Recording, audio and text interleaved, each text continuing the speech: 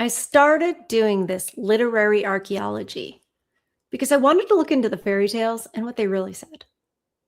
Where did this whole Prince Charming, happily ever after stuff come from? It didn't come from Disney. I knew that.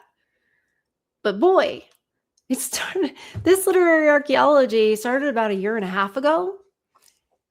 We have now read all the Grimm brothers and are working our way through Hans Christian Andersen. We've learned a lot thus far. Today is a big day because today we are going to be reading The Little Mermaid. Now, once again, this is a tale that Disney has remade. And the reason I say remade, because I don't know the original. I knew that it existed, but I don't know it. The reason I say remade, it's a prediction. Because that's what they did with all the others that we read from the Grimm brothers. Now we're into Hans Christian Andersen, where we will find The Little Mermaid and we will find the tale that Frozen came from, amongst others. Come with us today on our adventure, on our expedition, digging for truth, digging for what they've hidden from us. Let's learn about the real Little Mermaid. Welcome back to Literary Archaeology.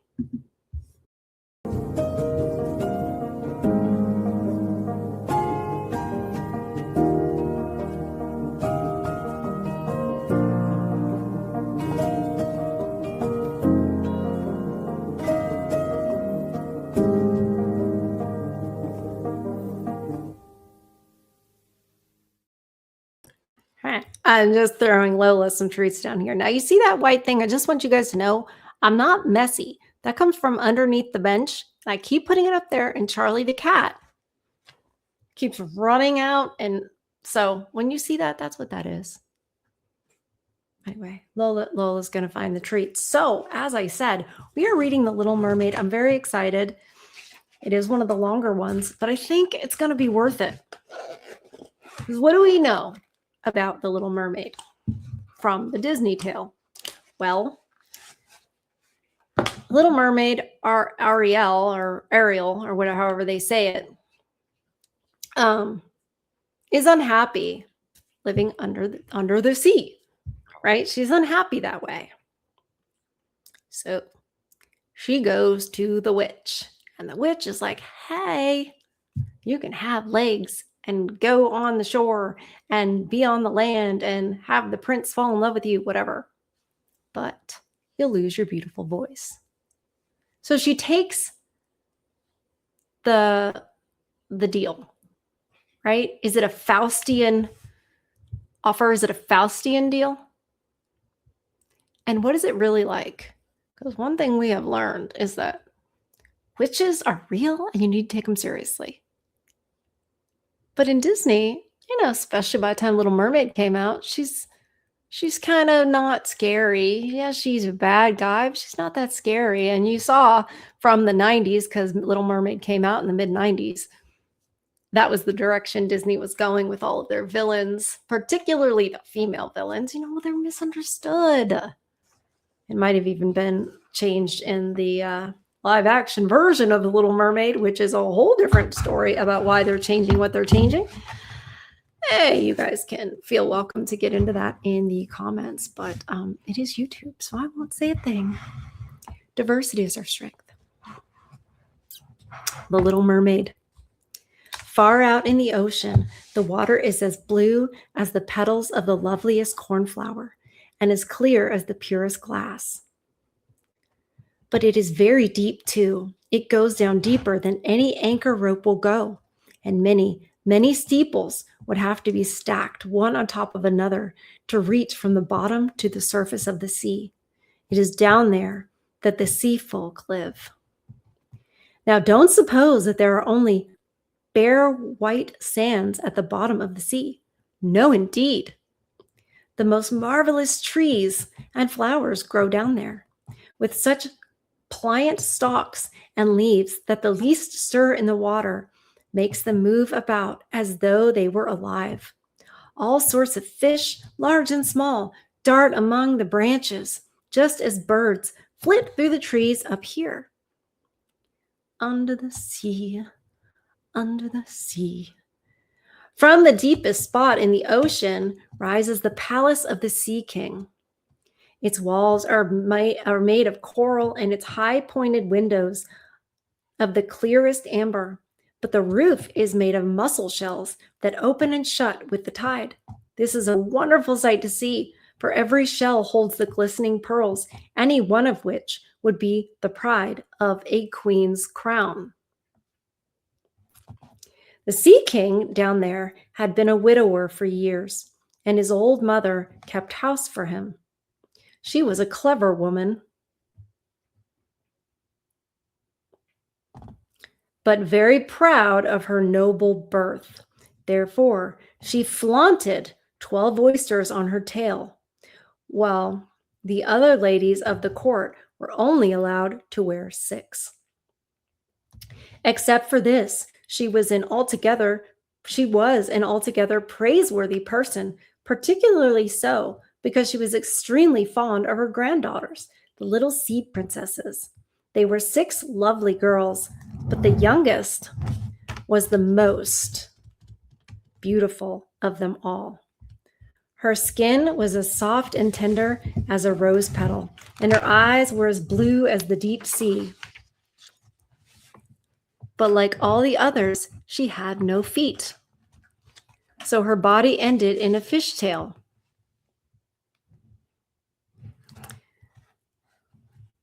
The whole day long, they used to play in the palace, down in the great halls where live flowers grow on the walls. Whenever the high amber windows were thrown open, the fish would swim in, just as swallows dart into our rooms when we open the windows. But these fish now would swim right up to the little princesses to eat out of their hands and let themselves be petted. Outside the palace was a big garden and flaming red and deep blue trees. Their fruit glittered like gold, and their blossoms flamed like fire on their constantly waving stalks. The soil was very fine sand indeed, but as blue as burning brimstone. A strange blue veil lay over everything down there. You would have thought yourself aloft in the air, with only the blue sky above and beneath you, rather than down at the bottom of the sea. When there was a dead calm, you could just see the sun, like a scarlet flower with light streaming from its calyx. Each little princess had her own small garden plot, where she could dig and plant whatever she liked. One of them made her little flower bed in the shape of a whale. Another thought it neater to shape hers like a little mermaid. But the youngest of them made hers as round as the sun, and there she grew only flowers which were as red as the sun itself.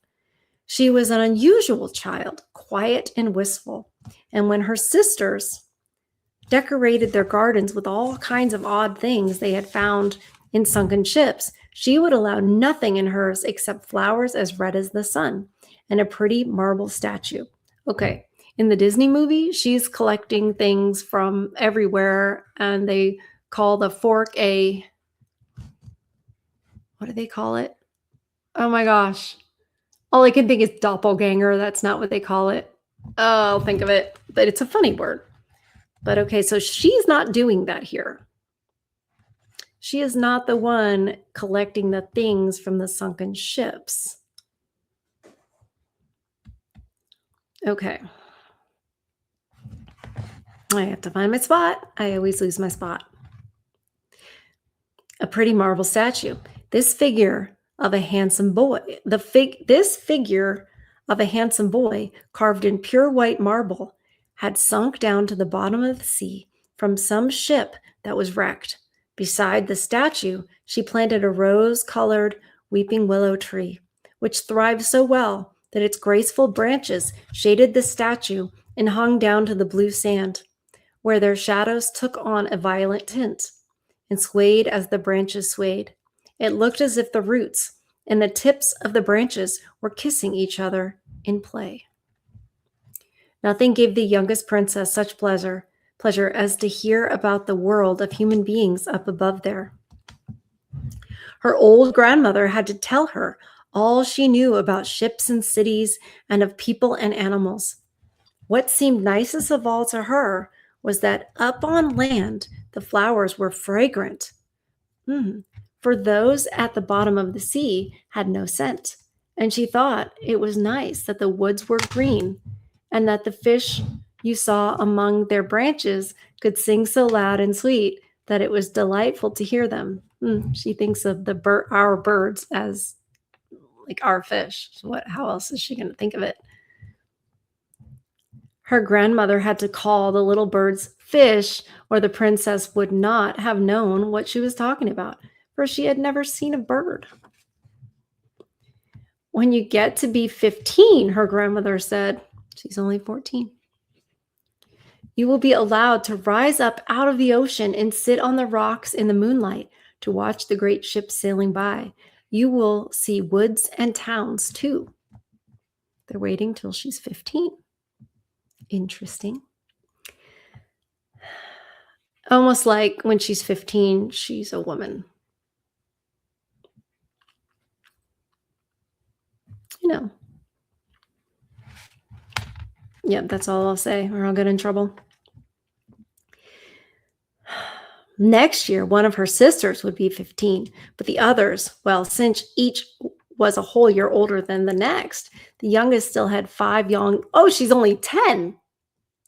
The youngest still had only 5 long years to wait until she could rise up from the water and see what our world was like. But each sister promised to tell the others about all that she saw and what she found most marvelous on her first day. Their grandmother had not told them half enough, and there were so many things there, and there were so many things, it's a typo, that they longed to know about. The most eager of them all was the youngest, the very one who was so quiet and wistful. Many a night she stood by her open window and looked up through the dark blue water where the fish waved their fins and tails. She could just see the moon and stars, to be sure their light was quite dim. But looked at through the water, they seemed much bigger and they appear to us. Whenever a cloud-like shadow swept across them, she knew that it was either a whale swimming overhead or a ship with many human beings aboard it. Little did they dream that a pretty young mermaid was down below, stretching her white arms up toward the keel of their ship. The eldest princess had her 15th birthday, so now she received permission to rise up out of the water. When she got back, she had 100 things to tell her sisters about.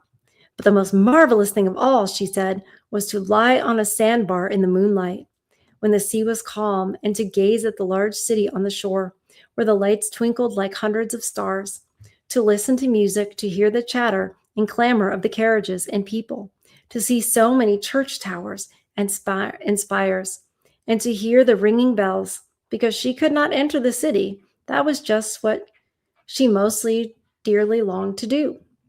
Oh, how intently the youngest sister listened.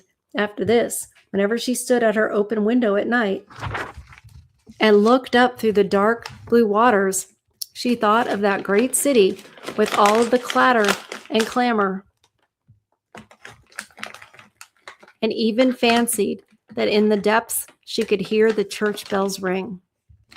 The next year, her second sister had permission to rise up to the surface and swim wherever she pleased. She came up just at sunset and said that the spectacle was the most marvelous sight she had ever seen. The heavens had a golden glow, and as for the clouds, she could not find words to describe their beauty. Splashed with red and tinted with violet, they sailed over her head. But much faster than the sailing clouds were the wild swans in a flock, like a long white veil trailing above the sea. They flew toward the setting sun. She too swam toward it, but down it went, and all the rose-colored glow faded from the sea and sky. The following year, her third sister ascended, and as she was the boldest of them all, she swam up a broad river that flowed into the ocean. She saw glorious green vine-colored hills Palaces and manor houses could be glimpsed through the splendid woods. She heard all the birds sing, and the sun shone so brightly that often she had to dive under the water to cool her burning face. In a small cove, she found a whole school of mortal children. So does that mean the mermaids are not mortal? In a small cove, she found a whole school of mortal children paddling about in the water quite naked. She wanted to play with them, but they took fright and ran away. Then along came a little black animal. It was a dog.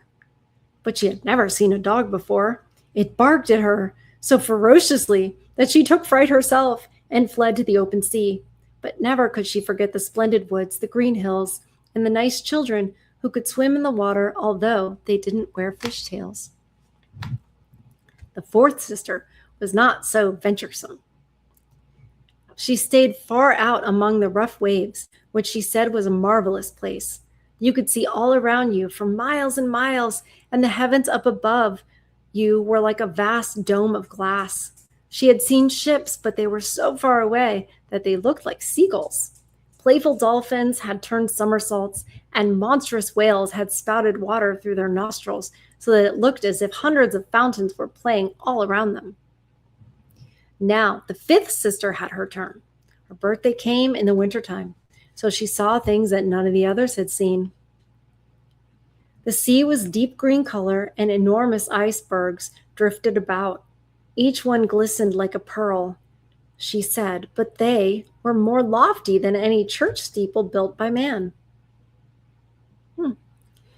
They assumed the most fantastic shapes and sparkled like diamonds. She had seated herself on the largest one, and all the ships that came sailing by sped away as soon as the frightened sailors saw her there with her long hair blowing in the wind. Bless you.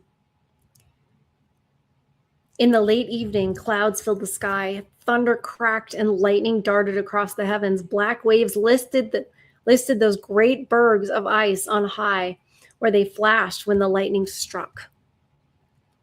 On all the ships, the sails were reefed, and there was fear and trembling, but quietly she sat there upon her drifting iceberg and watched the blue forked lightning strike the sea.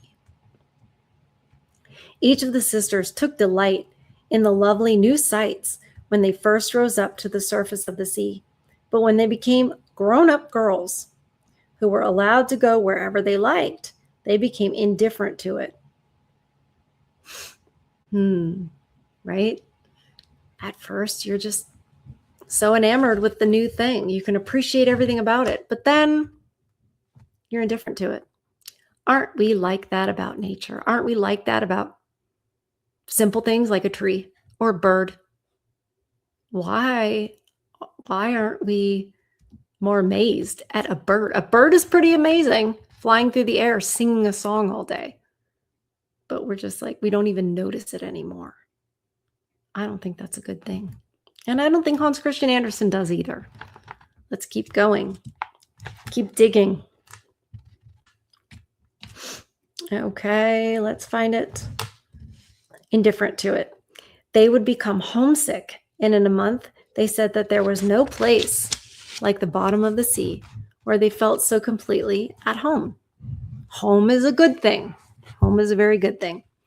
On many an evening, the older sisters would rise to the surface, arm in arm, all five in a row. They had beautiful voices, more charming than those of any mortal beings. When a storm was brewing and they anticipated a shipwreck, they would swim before the ship and sing most seductively of how beautiful it was at the bottom of the ocean, trying to overcome the prejudice that the sailors had against coming down to them. But people could not understand their song and mistook it for the voice of the storm. Nor was it for them to see the glories of the deep. When their ship went down, they were drowned, and it was as dead men that they reached the sea king's palace. On the evenings when the mermaids rose through the water like this, arm in arm, their youngest sister stayed behind all alone, looking after them and wanting to weep. Oh, but a mermaid has no tears, and therefore she suffers so much more. Yeah, you have to be able to let it out and express it. If it's bottled up, whatever it is, it's going to be worse. Oh, somebody outside. Charlie's at the window. Like, oh no. Okay. It's funny if they look in here and they're like, what is she doing? It's okay. It makes better lighting. Okay. Oh, how I do wish I were 15, she said. I know I shall love that world up there and all the people who live in it. And at last she too came to be 15. Now I'll have you off my hands, said her grandmother, the old Queen Dowager. Come, let me adorn you like your sisters. In the little maid's hair she put a wreath of white lilies, each petal of which was formed from half of pearl. And the old queen let 8 big oysters fasten themselves to the princess's tail as a sign of her high rank. But that hurts, said the little mermaid. You must put up with a good deal to keep up appearances, her grandmother told her. Yeah, my mom told me beauty is pain when I was younger. If you ever wondered why women get older and they chop off their hair, it's because, it's inconvenient and it's pain. Maybe not physically. It is a pain to go to the hairdresser sometimes and, have your neck in the sink forever, and it's not comfortable. Putting yourself together as a woman, it's not like it's harder to do it than to not do it, put it that way. And I think a good mother is going to teach her daughter, look, you got to do this. This is part of your job. And I know it's controversial to say it's part of a woman's job to look as nice as she can, but I think it is. I honestly think it is. And I don't think that that's oppressive. I actually think we're actually the gender that does get called beautiful and is admired for our looks. So it all depends on your perspective about what is privilege and what is oppression. So yes, I think you should look nice to represent your family. I think you should look nice to show that you have self-respect.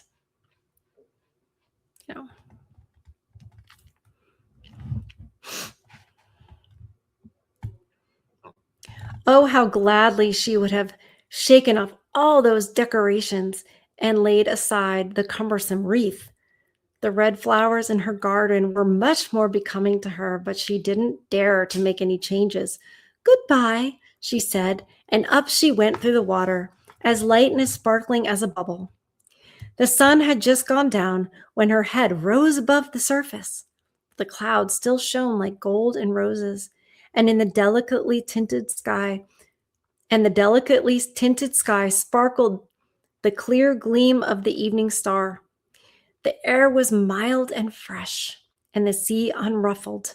A great 3 minutes lay in view, with only one of all its sails set, for there was not even the whisper of a breeze, and the sailors idled in their rigging and on the yards.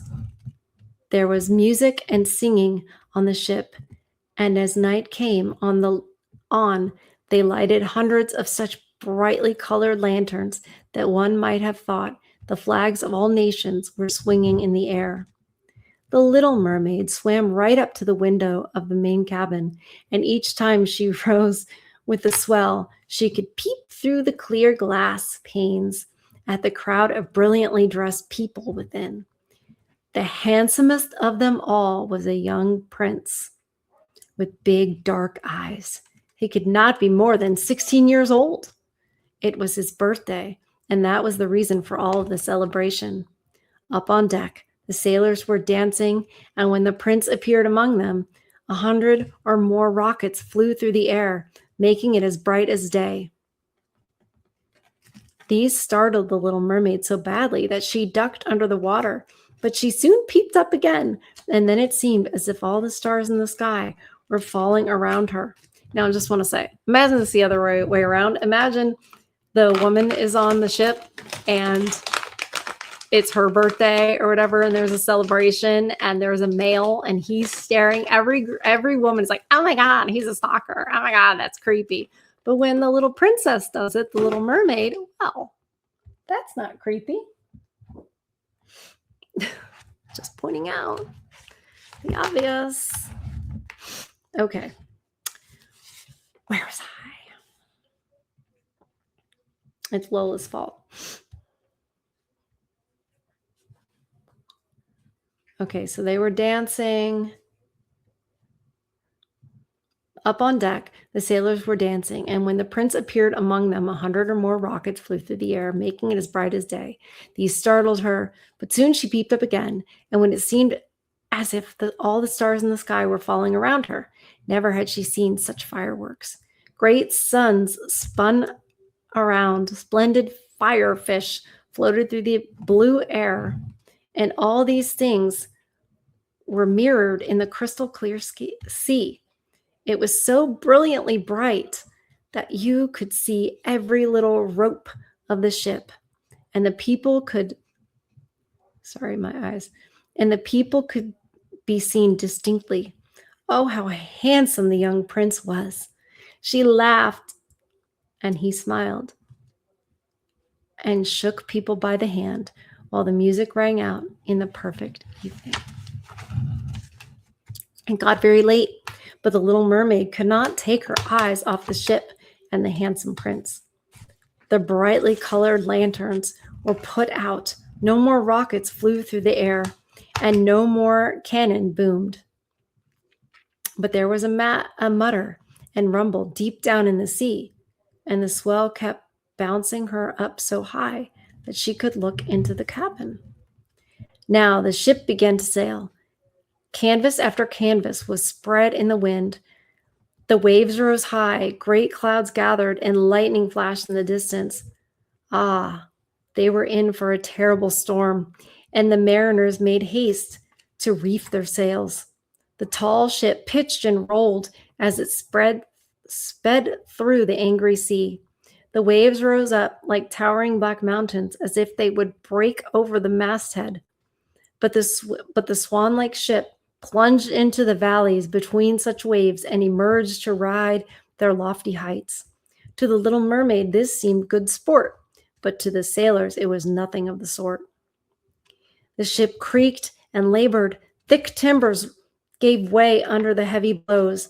Waves broke over the ship, and the mainmast snapped in two like a reed. The ship lifted over on its side, and water burst into the hold. Now the little mermaid saw that the people were in peril, and that she herself must take care to avoid the beams and wreckage tossed about by the sea. One moment it would be black as pitch, and she couldn't see a thing. Next moment, the lightning would flash so brightly that she could distinguish every soul on board. Everyone was looking out for himself as best he could. She watched closely for the young prince, and when the ship split in two, she saw him sink down in the sea. At first, she was overjoyed that he would be with her, but then she recalled that human people could not live under the water, and he could only visit her father's palace as a dead man. No, he should not die. So she swam in among all the floating planks and beams, completely forgetting that they might crush her. She was risking her life. Are they mortal? Well, she's clearly afraid of being hit by one of these beams. She cares about this prince. She's seen him, at least. Maybe shallow reasons, but she's doing something for him, something dangerous, something sacrificial. Pointing that out because if you watch my other channel, Far From Eden, you will probably agree with me that one of the genders just really doesn't do that anymore. And as that progresses, the other gender won't either. But she is, which is a good thing. She dived through the waves and rode their crests until at length she reached the young prince, who was no longer able to swim in that raging sea. His arms and legs were exhausted. His beautiful eyes were closing, and he would have died if the little mermaid had not come to help him. She held his head above water and let the waves take them wherever the waves went. At daybreak, when the storm was over, not a trace of the ship was in view. The sun rose out of the waters, red and bright, and its beams seemed to bring the glow of life back to the cheeks of the prince, but his eyes remained closed. The mermaid kissed his high and shapely forehead. As she stroked his wet hair in place, it seemed to her that he looked like that marble statue in her little garden. She kissed him again and hoped that he would live. She saw dry land rise before her in high blue mountains, topped with snow as glistening white, as if a flock of swans were resting there. Down by the shore were splendid green woods, and in the foreground stood a church, or perhaps a convent. Well, you're not going to see that in a Disney movie, are you? And we didn't in The Little Mermaid. Nothing of the sort. No steeples, no churches, no convents. Weird. It's almost like they don't want there to be a God. Well, there is. Hans Christian Andersen knows it, and he understands the importance of including it in a story because there's no story at all without God. Okay. Perhaps a convent. She didn't know which, but anyway, it was a building. Orange and lemon trees grew in its garden. It's funny. She doesn't know what birds are, but she knows what a church is and what a convent is. Like the concept of our creator is universal because, duh, something can't come from nothing.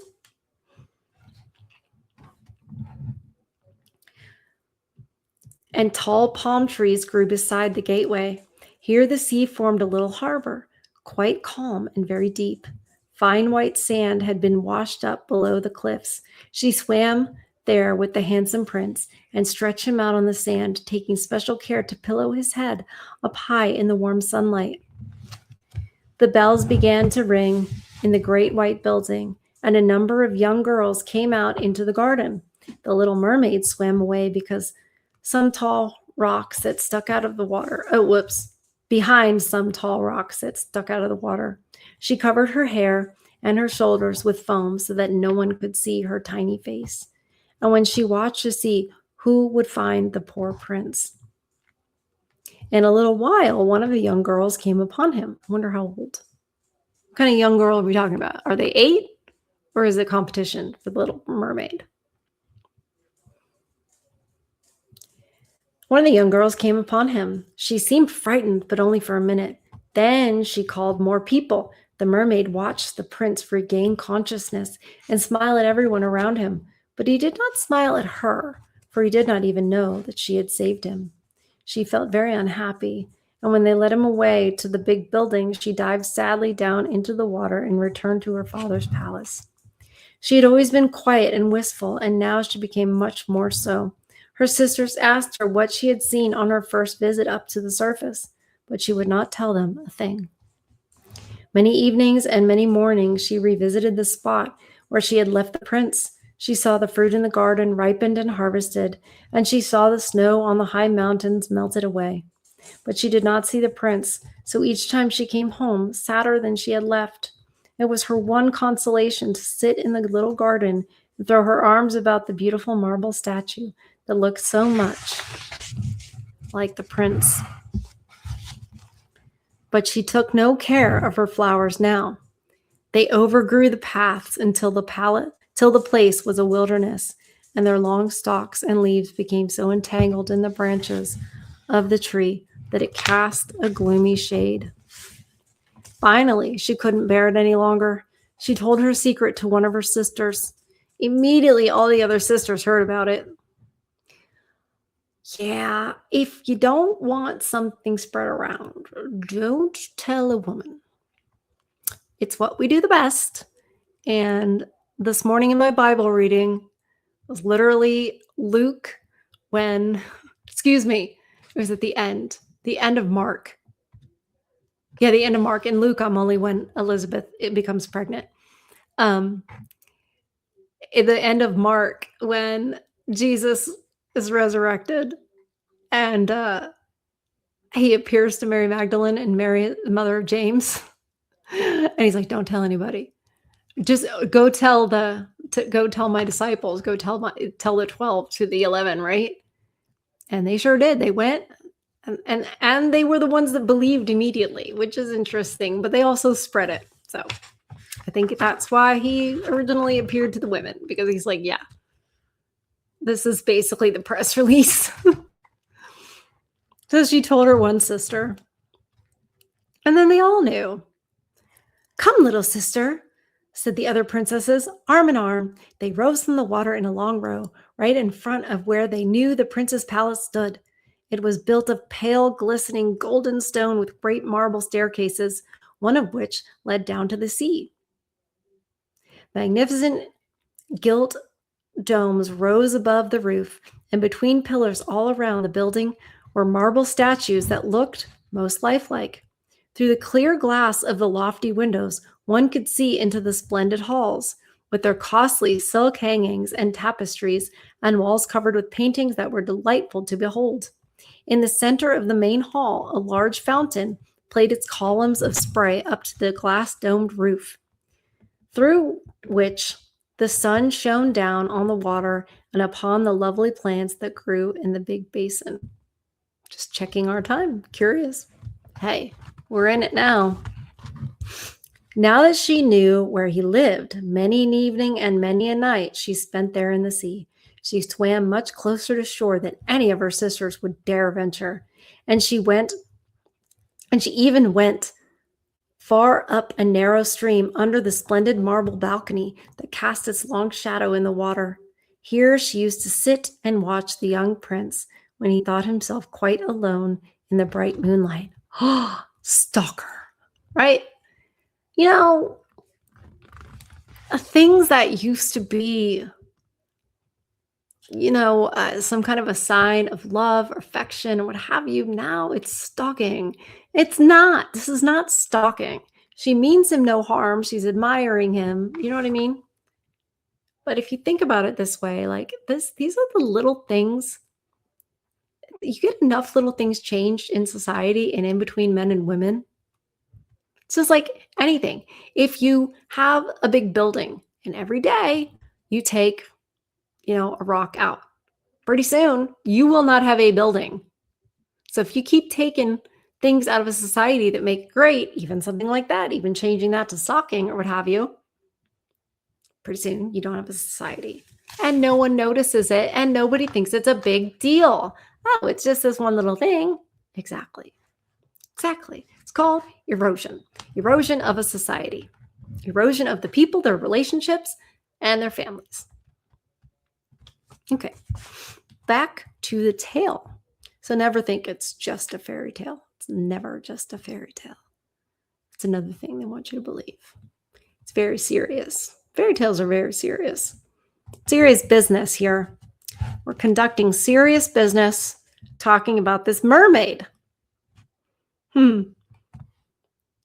Okay, very serious business when I lose my spot. Okay, so she was stalking.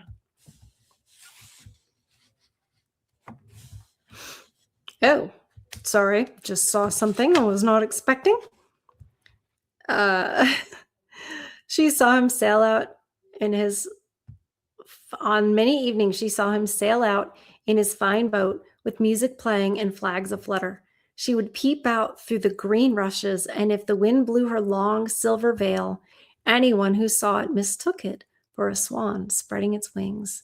On many nights, she saw the fishermen come out to the sea with their torches and heard them tell about how kind the young prince was. This made her proud to think that if she was This made her proud to think that it was she who had saved his life when he was buffeted about, half dead among the waves, and she thought of how softly his head had rested on her breast, and how tenderly she had kissed him. What about consent? See how dumb it sounds? Not the fairy tale, us. You guys can take who us is. You guys can decide that for yourselves. She had kissed him, though he knew nothing of all this Nothing of all this, nor could she even dream of it. Could he even dream of it? Sorry. I'm thinking about pepperonis too much. Increasingly, she grew to like human beings, and more, she longed to live among them. Their world seemed so much wider than her own, for they could skim over the sea in ships and mount up into the lofty peaks high over the clouds, and their lands stretched out in the woods and fields farther than the eye could see. There was so much she wanted to know. Her sisters could not answer all her questions, so she asked her old grandmother, who knew about the upper world, which was what she had said was the right name for the countries above the sea. If men aren't drowned, the little but didn't do my Little Mermaid voice. Thought I was the old grandmother voice. If men aren't drowned, the Little Mermaid asked, do they live on forever? Don't they die as we do down here in the sea? Okay, so they do die down there. Yes, the old lady said. They too must die, and their lifetimes are even shorter than ours. We can live to be 300 years old, but when we perish, we turn into mere foam on the sea and haven't even a grave down here among our dear ones. We have no immortal soul, no life hereafter. Ah. Interesting. They do not have an immortal soul. Obviously, we do. I can't wait to see where this is going to go. We have no immortal soul, no life hereafter. We are like the green seaweed. Once cut down, it never grows again. Human beings, on the contrary, have a soul which lives forever, long after their bodies have turned to clay. It rises through thin air. Oh my gosh. Up to the shining stars, just as we rise through the water to see the lands on earth. So men rise up to beautiful places unknown, which we shall never see. Well, that wasn't in the Disney version, was it? No, because they don't want you to know that you have an immortal soul. They certainly don't want you to know that it's at least used to be in the 1800s, common knowledge, commonly accepted. And I'm also, just in case you're new here, I'm talking about the West. I'm talking about Christendom. I am not talking about, Madagascar or Pakistan or where is another place? Taiwan. I'm not talking about those places. I'm talking about the West. I'm talking about Christendom.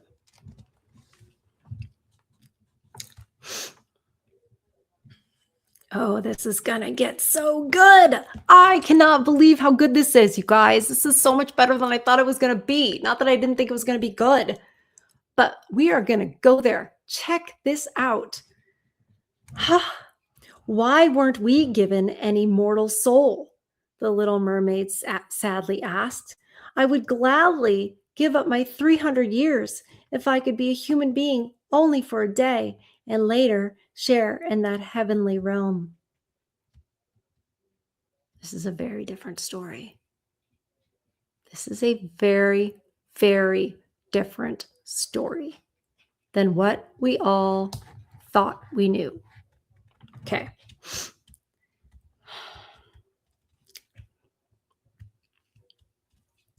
You must not think about that, said the old lady. We fare much more happily and are much better off than the folk up there. Then I must also die and float as foam upon the sea, not hearing the music of the waves and seeing neither the beautiful flowers nor the red sun. Can't I do anything at all to win an immortal soul? All right. I will save my comments to the end. Otherwise, I'll be interrupting every 5 seconds. No, her grandmother answered, not unless a human being loved you so much that you meant more to him than his father and mother. If his every thought and his whole heart cleaved to you so that he would let a priest join his right hand to yours and would promise to be faithful here and throughout all eternity, then his soul would dwell in your body and you would share in the happiness of mankind. he would give you a soul and yet keep his own.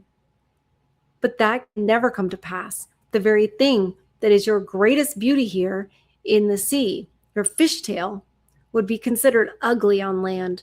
They have such poor taste that to be thought beautiful, you have to have two awkward props, which they call legs. The little mermaid sighed and looked unhappily at her fishtail. Come, let us be gay, the old lady said. Let us leap and bound throughout the 300 years that we have to live. Surely that is time and to spare, and afterwards we shall be glad enough to rest in our graves. We are holding court.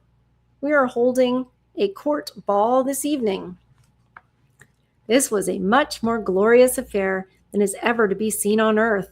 The walls and the ceiling of the great ballroom were made of massive but transparent glass. Many hundreds of huge rose red and grass green shells stood on each side in rows with the blue flames that burned in each shell, illuminating the whole room and shining through the walls so clearly that it was quite bright in the sea outside. You could see the countless fish, great and small, swimming toward the glass walls. On some of them the scales gleamed purplish red, while others were silver and gold.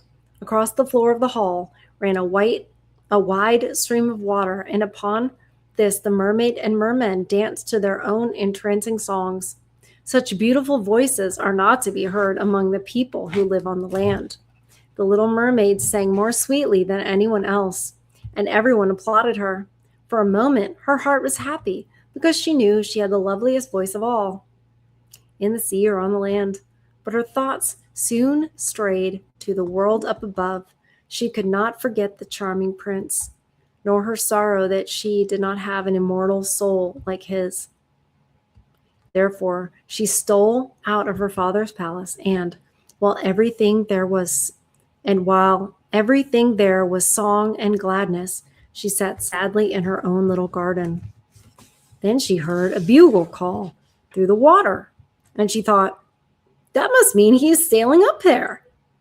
He whom I love more than my father or mother, he of whom I am always thinking, and in whose hands I would be willingly trust my lifelong happiness. I dare do anything to win him and to gain an immortal soul. Yeah, she wants to be, adding value and winning him, which means, in her mind, being like, not just being a princess, not just being chosen because she's the table. If you don't know what that means, check out my other channel, Far From Eden. Okay. While my sisters are dancing here in my father's palace, I shall visit the sea witch, of whom I have always been so afraid. Perhaps she will be able to advise me and help me. Uh-oh. Ew. Oh, no. You guys have to see the picture of her, of the sea witch. Let's see.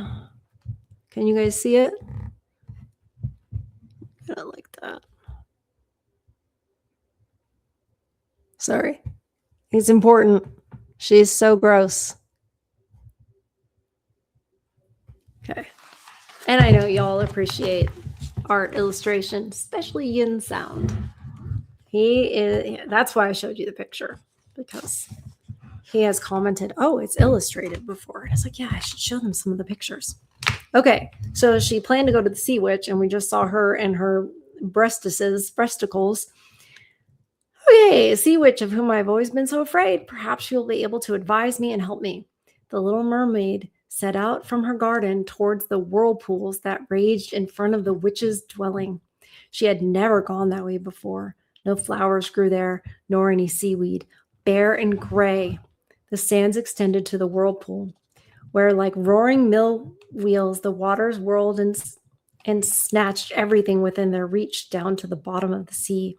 Between these tumultuous whirlpools, she had to thread her way to reach the witch's waters. And then for a long stretch, the only trail lay through a hot, seething mire, which the witch called her peat marsh. Beyond it, her house lay in the middle of a weird forest, where all the trees and shrubs were polyps, half animal and half plant. They looked like 100-headed snakes growing out of the soil. All their branches were long, slimy arms with fingers like wriggling worms. They squirmed joint by joint from their roots to their outermost tentacles, and whatever they could lay hold of, they twined around and never let go. The little mermaid was terrified, and she stopped at the edge of the forest. Her heart thumped with fear, and she nearly turned back. But then she remembered the prince and the souls that men have, and she summoned her courage. She bound her long flowing locks closely about her head so that the polyps could not catch hold of them, folded her arms across her breasts, and darted across the waters like a fish. In among the slimy polyps that stretched out their writhing arms and fingers to seize her, she saw that every one of them held something that it had caught with its hundreds of little tentacles, and to which it clung as with strong hoops of steel. The white bones of men who had perished at sea, sunk to these depths, could be seen in the polyps' arms. Ships' rudders and seamen's chests and the skeletons of land animals had also fallen into their clutches. But the most ghastly sight of all was a little mermaid whom they had caught and strangled. Ooh. Ooh. She reached a large muddy clearing in the forest where big fat water snakes slithered about, showing their foul yellowish bellies.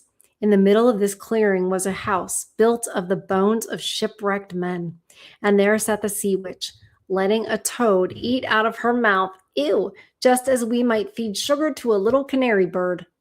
She called the ugly fat water snakes her little chickabiddies. And let these crawl and spawn upon her spongy bosom. Descriptive. I know exactly what you want, said the sea witch. It is very foolish of you, but just the same, you shall have your way, for it will bring you to grief, my proud princess. You want to get rid of your fishtail and have 2 props instead, so that you can walk about like a human creature and have the young prince fall in love with you and win him with an immortal soul besides. At this, the witch gave such a loud, cackling laugh that the toad and the snakes were shaken to the ground where they lay writhing. You are just in time, said the witch. After the sun comes up tomorrow, a whole year would have to go by before I could be of any help to you. I shall compound you a draft. And before sunrise, you must swim to the shore with it, seat yourself on dry land, and drink the draft down. Then your tail will divide and shrink until it becomes what the people on earth call a pair of shapely legs. But it will hurt. It will feel as if sharp swords slashed through you. Everyone who sees you will say that you are the most graceful human being they have ever laid eyes on. For you will keep your gliding movement, and no dancer will be able to tread as lightly as you. But every step you take will feel as if you are treading upon knife blades so sharp that blood must flow. I am willing to help you, but are you willing to suffer all this? Yes, the little mermaid said in a trembling voice. Yes, the little mermaid said in a trembling voice as she thought of the prince and of gaining a human soul. Remember, said the witch, once you have taken a human form, you can never be a mermaid again. You can never come back through the waters to your sisters or to your father's palace. And if you do not win the love of the prince so completely that for your sake he forgets his father and mother, cleaves to you with his every thought and his whole heart, and lets priests join your hands in marriage, then you will win no immortal soul. If you marry someone else, your heart will break on the very next morning and you will become foam of the sea. I shall take that risk, said the little mermaid, but she turned as pale as death. Also, you will have to pay me, said the witch, and it is no trifling price that I am asking. You have the sweetest voice of anyone down here at the bottom of the sea, and while I don't doubt that you would like to captivate the prince with it, you must give this voice to me. I will take the very best thing that you have in return for my sovereign draft. I must pour my own blood in it to make the drink as sharp as a two-edged sword. But if you take my voice, said the little mermaid, what will be left to me? Your lovely form, the witch told her, your gliding movements and your eloquent eyes. With these, you can easily enchant a human heart. Well, have you lost your courage? Stick out your little tongue, and I shall cut it off. I'll have my price, and you shall have the potent draft. Go ahead, said the little mermaid. The witch hung her cardan over the flames to brew the draft. Cleanliness is a good thing. Cleanliness is a good thing, she said as she tied her snakes in a knot and scoured out the pot with them. Ew. Then she pricked herself in the chest and let her black blood splash into the cauldron. Steam swirled up from it, such ghastly shapes that anyone would have been terrified by them. The witch constantly threw new ingredients into the cauldron, and it started to boil with a sound like that of a crocodile shedding tears. Then when the draft was ready at last, it looked as clear as the purest water. Wow. Told you we'd be here a while. It's good though. It's totally worth it. Never mind. I don't want to look ahead. Don't want to accidentally see anything. Okay, let's go. There's your draft, said the witch, and she cut off the tongue of the little mermaid, who now was dumb and could neither sing nor talk. If the polyps should pounce on you when you walk back through my wood, the witch said, just spill a drop of this brew upon them and their tentacles will break in 1,000 pieces. But there was no need of that, for the polyps curled up in terror as soon as they saw the bright draft. It glittered in the little mermaid's hand as if it were a shining star. So she soon traversed the forest and marsh and the place of raging whirlpools. She could see her father's palace. The lights had been snuffed out in the great ballroom, and doubtless everyone in the palace was asleep. But she dared not go near them, now that she was stricken dumb and was leaving her home forever. Her heart felt as if it would break with grief. She tiptoed into the garden, took one flower from each of her sister's little plot, blew 1,000 kisses towards the palace, and then mounted up through the dark blue sea. The sun had not yet risen when she saw the prince's palace. As she climbed his splendid marble staircase, the moon was shining clear. The little mermaid swallowed the bitter, fiery draught, and it was as if two-edged swords struck through her frail body. She swooned away and lay there as if she were dead. When the sun rose over the sea, she awoke and felt a flash of pain. But directly in front of her stood the handsome young prince, gazing at her with his coal black eyes. Lowering her gaze, she saw that her fishtail was gone, and that she had the loveliest pair of white legs any young maid could hope to have. But she was naked, so she clothed herself in her own long hair. The prince asked who she was, and how she came to be there. Her deep blue eyes looked at him tenderly, but very sadly, for she could not speak. Then he took her hand and led her into his palace. Every footstep felt as if she were walking on the blades and points of sharp knives, just as the witch had foretold, but she gladly endured it. She moved as lightly as a bubble as she walked beside the prince. He and all who saw her marveled at the grace of her gliding walk. Once clad in rich silk and muslin garments that were provided for her, she was the loveliest person in all the palace, though she was dumb and could neither sing nor speak. Beautiful slaves, Okay. Attired in silk and cloth of gold, came to sing before the prince and his royal parents. One of them sang more sweetly than all the others. When the prince smiled at her and clapped his hands, the little mermaid felt unhappy, for she knew that she herself used to sing much more sweetly. Oh, she thought, if he only knew that I parted with my voice forever so that I could be near him. Graceful slaves now began to dance to the most wonderful music. Then the little mermaid lifted her shapely white arms, rose up on the tips of her toes, and skimmed over the floor. No one had ever danced so well. Each movement set off her beauty to better and better advantage, and her eyes spoke more directly to the heart than any of the singing slaves could do. She charmed everyone, and especially the prince, who called her his dear little foundling. She danced time and again, though every time she touched the floor, she felt as if she were treading on sharp-edged steel. The prince said he could keep her with him always, and that she was to have a velvet pillow to sleep on outside his door.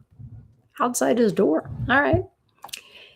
He had a page's suit made for her so that she could go with him on horseback. They would ride through the sweet-scented woods while the green boughs brushed her shoulders and where the little birds sang among the fluttering leaves. She climbed up high mountains with the prince, and though her tender feet bled so that all could see it, she only laughed and followed him. She could laugh? Followed him on until they could see the clouds driving far below, like a flock of birds in flight to distant lands. At home in the prince's palace, while the others slept at night, she could go down to the broad marble steps to cool her burning feet in the cold sea water, and then she would recall those who lived beneath the sea. One night her sisters came by arm in arm, singing sadly as they breasted the waves. When she held out her hands towards them, they knew who she was and told her how unhappy she had made them all.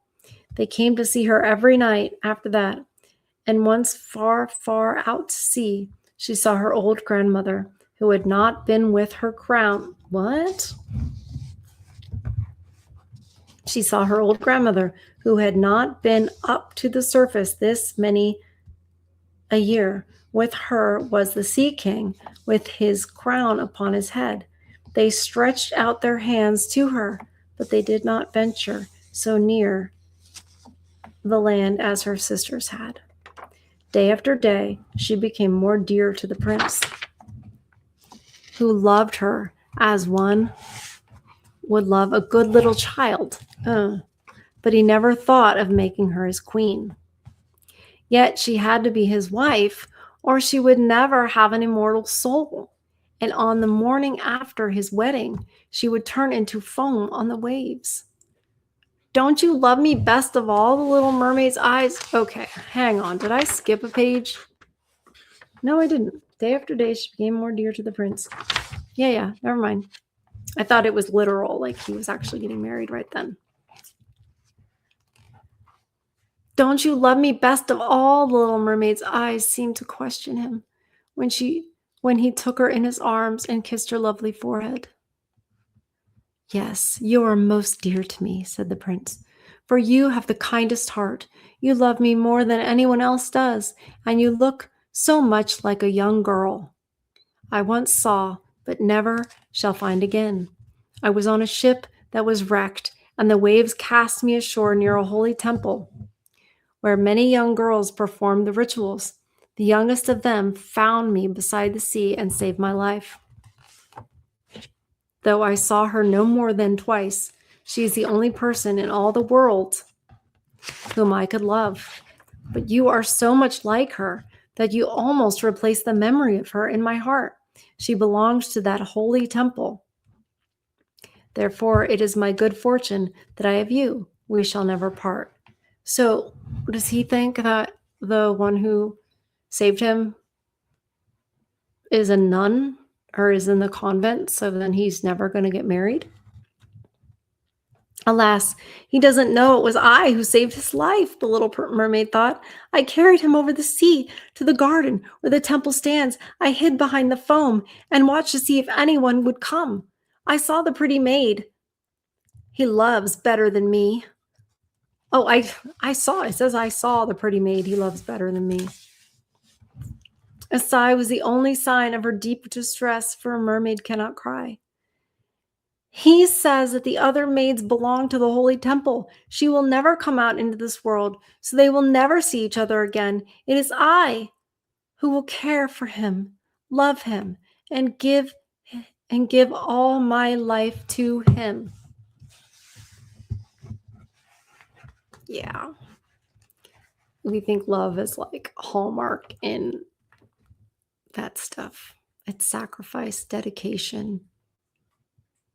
It's all that stuff. I am forced to make this journey, he told her. I must visit the beautiful princess, for this is my parents' wish, but they would not have me bring her home as my bride against my own will. Okay. Oh, he has to go to see a princess. Did I skip something? I am so sorry, you guys. Now rumors arose that the prince was to wed the beautiful daughter of a neighboring king, and that it was for this reason he was having such a superb ship made ready to sail. The rumor ran that the prince's real interest in visiting the neighboring kingdom was to see the king's daughter, and that he was to travel with a lordly retinue.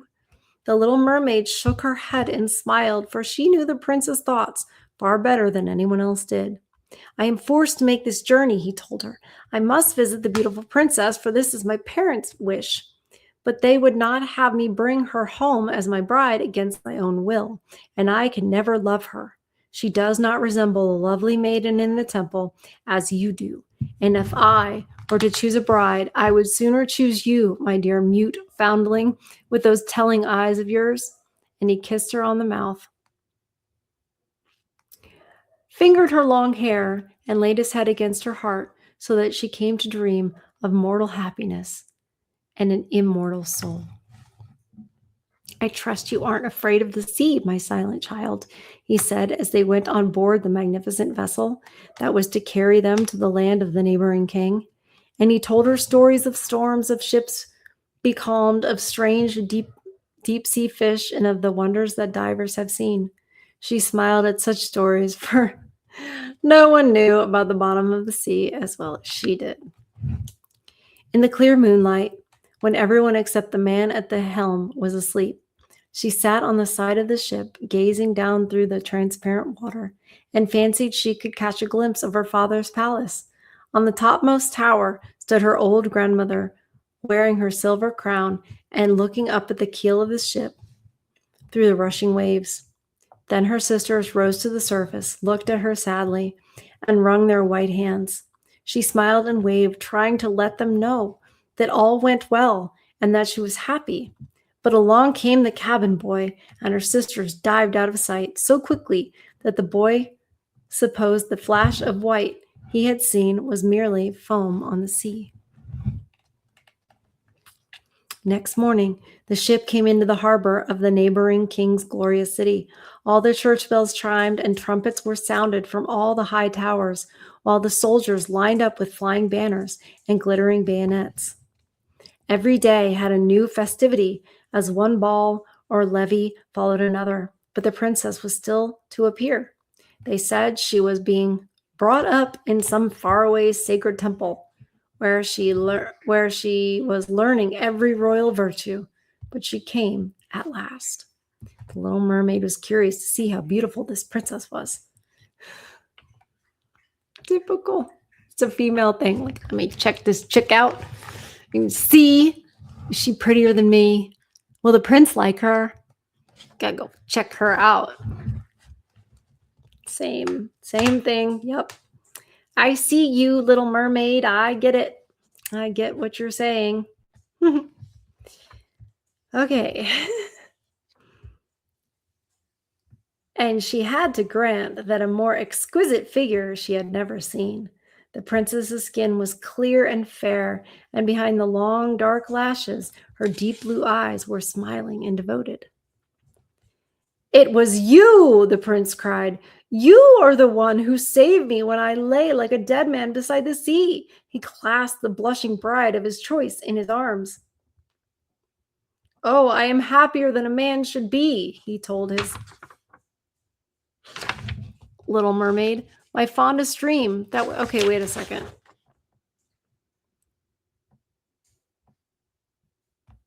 All right, that's what it says. Okay.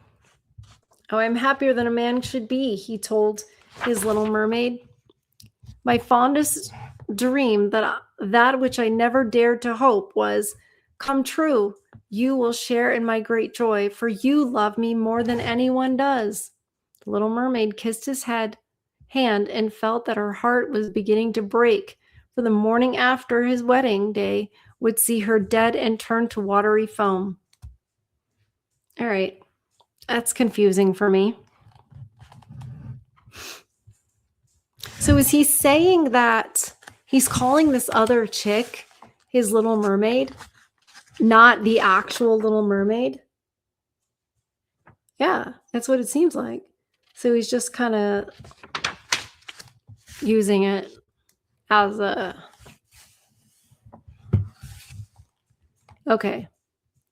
The little mermaid kissed his hand and felt that her heart was beginning to break, for the morning after his wedding day would see her dead and turn to watery foam. All the church bells rang out, and heralds rode through the streets to announce the wedding. Upon every altar, sweet-scented oils were burned in costly silver lamps.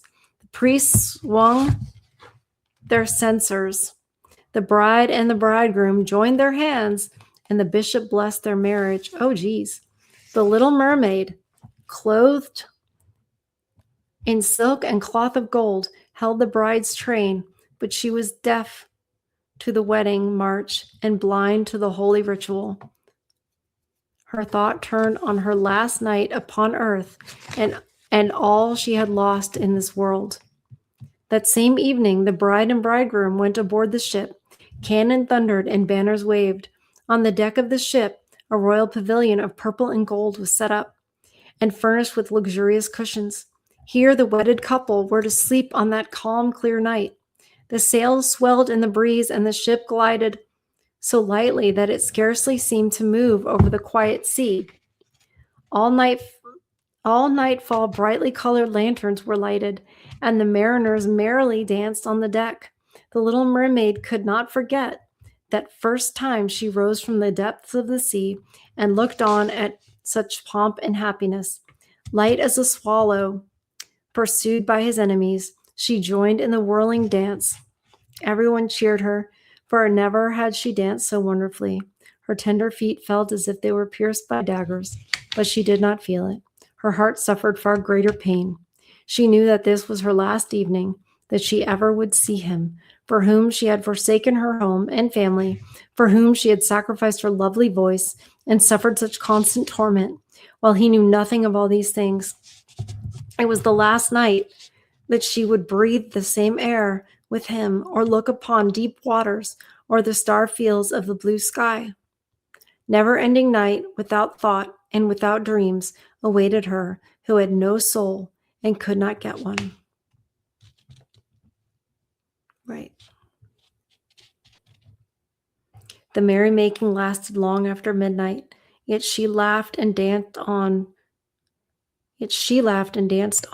despite the thought of death she carried in her heart. The prince kissed the beautiful bride, and she toyed with his coal black hair. Hand in hand, they went to rest in the magnificent pavilion. Whoa, we're almost there. I don't know if it's going to be a happy ending, you guys. What do you think? I don't know. A hush came over the ship. Only the helmsman remained on deck as the little mermaid leaned her white arms on the bulwarks and looked to the east to see the first red hint of daybreak, for she knew that the first flash of the sun would strike her dead.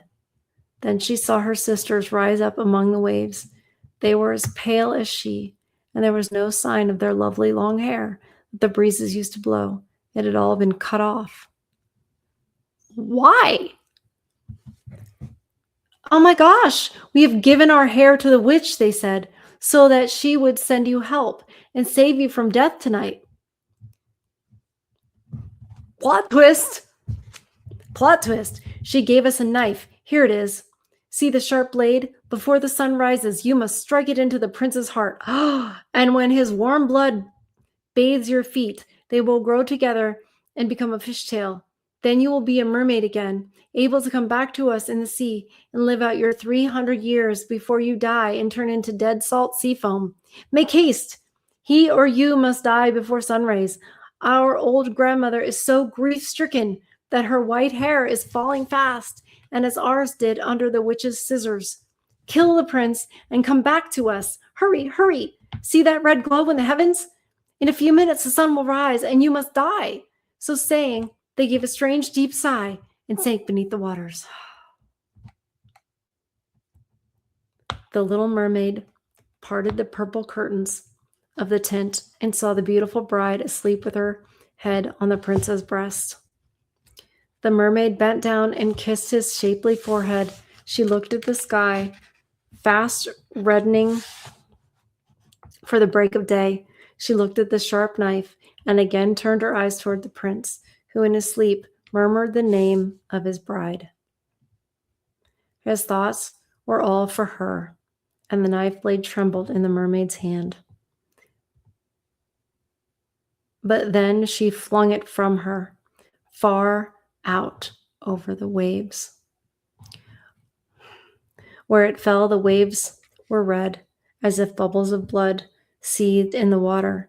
With eyes already glazing, she looked once more at the prince, hurled herself over the bulwarks into the sea, and felt her body dissolve into foam. The sun rose up from the waters. Its beams fell, warm and kindly, upon the chill sea foam, and the little mermaid did not feel the hand of death. In the bright sunlight overhead,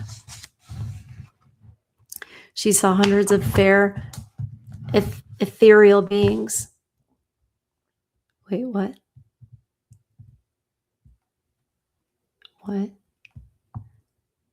They were so transparent that through them she could see the ship's white sails and the red clouds in the sky. Their voices were sheer music, but so spirit-like that no human ear could detect the sound, just as no eye on earth could see their forms. Without wings, they floated as light as the air itself. The little mermaid discovered that she was shaped like them, and that she was gradually rising up out of the foam. "Who are you, toward whom I rise?" she asked, and her voice sounded like those above her, so spiritual that no music on earth could match it. "We are daughters of the air," they answered. "A mermaid has no immortal soul and can never get one unless she wins the love of a human being. Her eternal life must depend upon a power outside herself. The daughters of the air do not have an immortal soul either, but they can earn one by their good deeds. We fly to the south, where the hot, poisonous air kills human beings unless we bring cool breezes. We carry the scents of flowers through the air, bringing freshness and healing balm wherever we go. When for 300 years we have tried to do all the good deeds that we can, we are given an immortal soul and to share in mankind's eternal bliss. You, poor little mermaid, have tried with your whole heart to do this too. Your suffering and your loyalty have raised you up into the realm of airy spirits, and now in the course of 300 years, you may earn by your good deeds a soul that will never die." The little mermaid lifted her clear, bright eyes towards God's sun, and for the first time her eyes were wet with tears. Oh my gosh. This is so good. This is so good. On board the ship, all was astir and lively again. She saw the prince and his fair bride in search of her. Then they gazed sadly into the seething foam as if they knew she had hurled herself into the waves. Unseen by them, she kissed the bride's forehead, smiled upon the prince, and rose up with the other daughters of the air to the rose-red clouds that sailed on high. This is the way that we shall rise to the kingdom of God after 300 years have passed. We may get there even sooner, one spirit whispered. Unseen, we fly into the homes of men, where there are children, and for every day on which we find a good child who pleases his parents and deserves their love, God shortens our days of trial. The child does not know when we float through his room, but when we smile at him in approval, 1 year is taken from our 300. But if we see a naughty, mischievous child, we must shed tears of sorrow, and each tear adds a day to the time of our trial. Well, that's very different than Disney. The most important thing about The Little Mermaid, is the concept of the immortal soul, the eternal soul, being with God. And to get there, you have to be willing to serve something outside yourself and suffer for it. This made The Little Mermaid a little different. I mean, that's enough said about the analysis of it. The fact that the idea of the eternal soul, the immortal soul, and God, the fact that that was completely removed from the Disney version. Do you need any more proof that we are being propagandized with every single thing that you see on a screen or hear, from a radio or from anything like that, any media? What a beautiful story. What a beautiful story. That's what love is. Sacrifice your legs. Sacrifice your tail, your whole family, live in that pain, sacrifice your voice. Then your sisters love you. They sacrifice their hair. That is what love is. That's what love is. And she resisted the temptation to serve herself and end the prince's life. She didn't do that. She could have ended the princesses too. She didn't do that. Imagine if you read that story to your little girl. Imagine if all the little girls had been read that story when we were little. I know I said in the beginning, it's the little things. This is just one story. But if every little girl in the West had been raised knowing this story, understanding what love is and what you should do, and what that you should suffer for it. You don't just go and deserve it. Wow. What did you guys think? What did you think about the story? Were you surprised at how different it is? What do you think about all of her sacrifices and things she suffered for the prince? What do you think about her attitude towards everything? Is it different than, say, modern women today? You know what I mean? Anyway. I hope you enjoy the rest of your Sunday evening. It is so amazing to share these stories with you, to dig up parts of Christendom that have been absolutely buried, and just remember who we are as a people. Just remember. Honestly, I come out of that story, I just picture all of it as I'm reading it. I picture it, and then I feel like I have new eyeballs. I feel like, I don't know, like I've dug something up and I've peeled off another layer of fakery. I don't know. Tell me what you guys think. Hit like on this video. All right. Subscribe to the channel if you haven't already. Share this video so that people can learn about the real Little Mermaid. And more importantly than all that, protect your peace. Feed your souls. I love you guys, and I'll see you on the next one. Bye.